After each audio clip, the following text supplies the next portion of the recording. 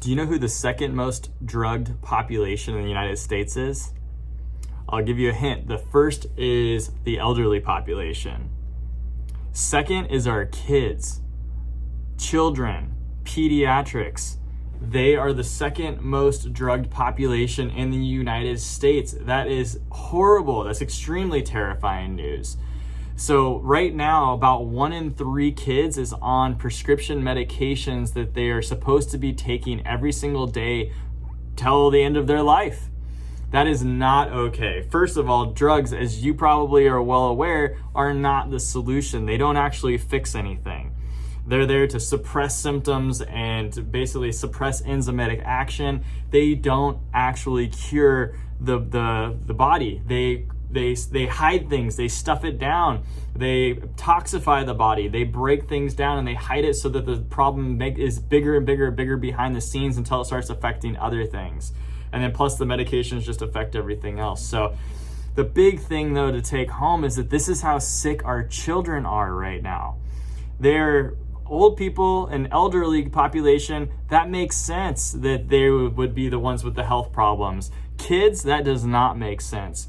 And what's happening right now is each generation is getting sicker and sicker than the generation before it. Right now, my generation is sicker than my parents' generation, and our parents' generation is sicker than their parents' generation. And what's happening is now the generations below us are getting sicker and sicker, and our kids and the new kids that are coming into this world right now are getting sicker than their parents. And we can put a stop to this. We can put a stop to this by taking care of the system that takes care of us. And what system is that? That's your central nervous system. That's your brain, your spinal cord. It's what gives all the information of life to the cells in your body, right? Our life force energy is housed inside of our brain and our central nervous system. That is the spirit of the body that animates us. It gives us life. If we shut this system down, we die. We no longer exist in this body anymore.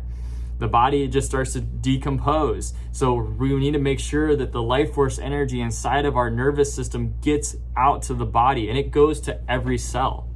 We have 50 trillion cells. Each one of those cells has to be able to communicate up what it's doing to the brain.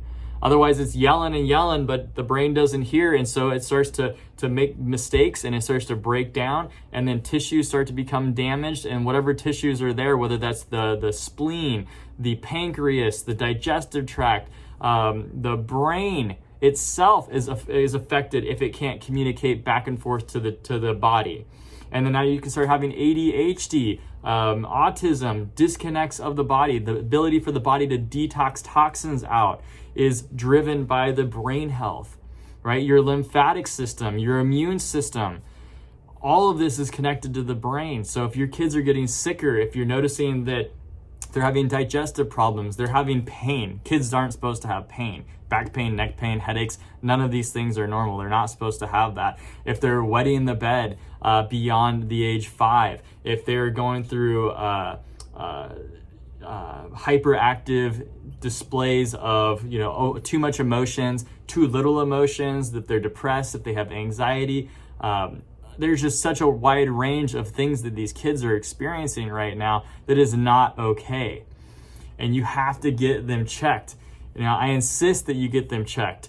We will do this complimentary. We will get your kids checked in here, and we will do a history, an evaluation. We will do a nerve scan. We will actually check to see how their nerves are communicating, because it's so important that we bring up this next generation to be healthy.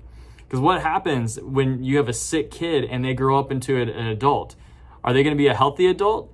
No, sick kids become sick adults, right? Most of the young adults that we talk to, when we look back at their history and we find out, hey, when did all this start? And it's like, oh, I had a lot of problems and health problems when I was a kid, and now they get worse as they get older. We have to put a stop to that.